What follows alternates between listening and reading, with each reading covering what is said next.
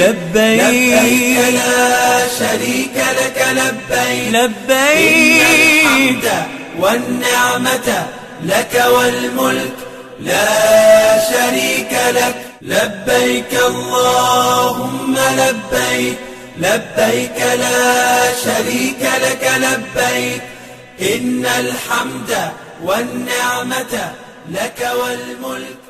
அஸ்ஸலாமு அலைக்கும் வரஹ்மத்துல்லாஹி வபரகாத்துஹு. இப்போ நீங்கள் உங்களோட சஃபா மலையில் ஆரம்பிச்சுட்டு வந்திருக்கிறீங்க மர்வ மலைக்கு.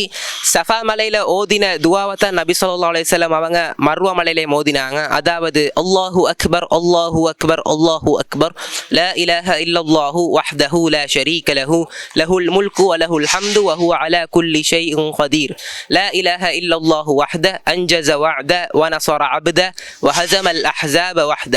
இந்த துவா ஓதிட்டு நபி ஸல்லல்லாஹு அலைஹி வஸல்லம் மர்வ மலையை ஏறி அவங்க கிப்லாவை நோக்கி கையேந்து அவங்க அல்லாஹ் கிட்ட அவங்களோட தேவைகளை கேட்டுக்கொண்டாங்க.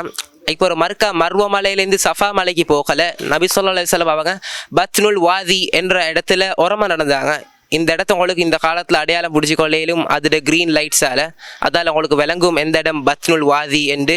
அப்புறம் சஃபா மலையிலேருந்து மர்வ மலைக்கு வரப்போகல ஒரு ரவுண்டாக கூடும், மர்வ மலையிலேருந்து மறுக்க சஃபாக்கு போகல 2 ரவுண்ட். இதே மாதிரி 7 ரவுண்ட் செஞ்சால் தான் உங்களோட சாயி பூர்த்து கொள்ளப்படும். ஜஸாக்கல்லாஹு ஹைரன்.